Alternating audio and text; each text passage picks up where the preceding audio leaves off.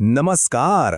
आपलं स्वागत आहे. इथे आपण मोठ्या गुंतागुंतीच्या कल्पना एकदम सोप्या करून सांगतो. आज आपण एका अशा जबरदस्त संकल्पनेवर बोलणार आहोत जी आपल्या मानसिक आणि भावनिक दुःखाला संपवू शकते. चला, एका खूप खोल विचाराने सुरुवात करूया. थिचनाट हाण म्हणतात, लोक आपलं दुःख सोडायला घाबरतात. का? कारण अनोळखी गोष्टींच्या भीतीपोटी त्यांना ओळखीचं दुःख जास्त सोयीचं वाटतं. जरा विचार करा, किती खरं आहे हे. पण काय होईल जर या दुःखातून बाहेर पडण्याचा एक सोपा मार्ग असेल तर?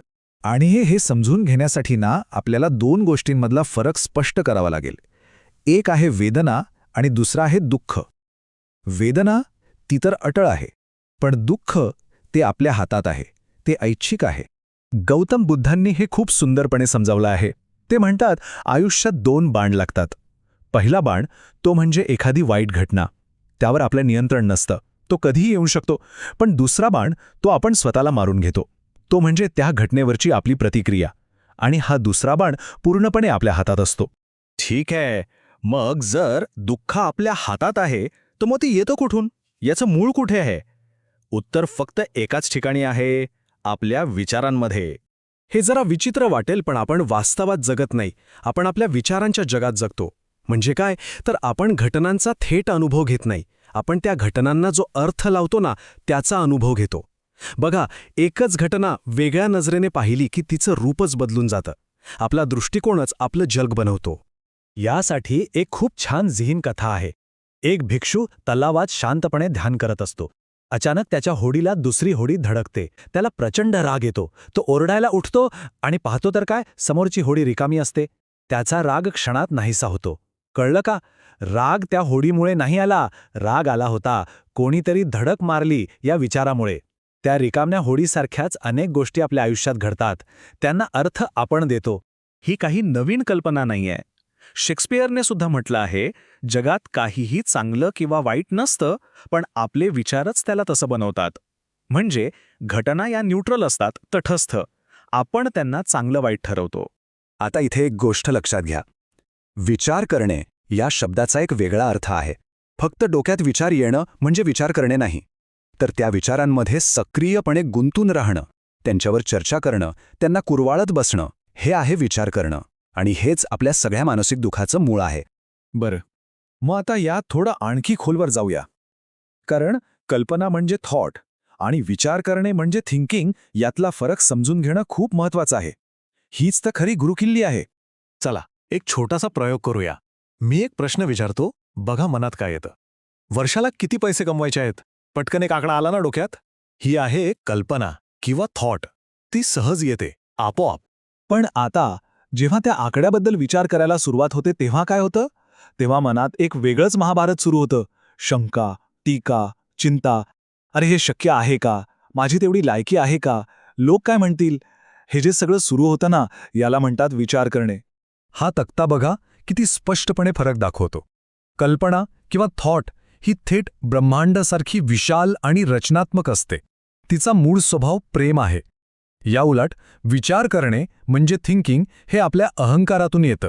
ते आपल्याला बांधून ठेवतं, ते विनाशकारी असतं आणि त्याचा पाया भीतीवर असतो. म्हणजेच मूळ मुद्दा काय आहे? कल्पना. त्या तर प्रेरणा आहेत, त्या कच्च्या मालासारख्या आहेत. पण जेव्हा आपण त्यावर आपल्या मर्यादित विश्वासांचा, आपल्या शंकांचा लेप लावतो, तेव्हा आपण त्यांची रचनात्मक शक्तीच नष्ट करून टाकतो. त्रास कल्पनांमुळे होत नाही, त्रास होतो विचार करण्यामुळे. ठीक आहे, जर विचार करणे हीच समस्या आहे, तर मग याला थांबवायचं कसं? याचं उत्तर ऐकून आश्चर्य वाटेल, इतकं ते सोपं आहे. उपाय म्हणजे विचारांना जबरदस्तीने बाहेर ढकलणं नाही. नाही, आपल्याला आपल्या मनाशी कुस्ती खेळायची नाहीये. फक्त त्या विचारांशी न गुंता त्यांच्याकडे फक्त बघायचं आहे, एक साक्षीदार बनून. ह्यासाठी गढूळ पाण्याची उपमा एकदम परफेक्ट आहे. समजा आपलं मन म्हणजे गढूळ पाण्याने भरलेलं एक भांडं आहे.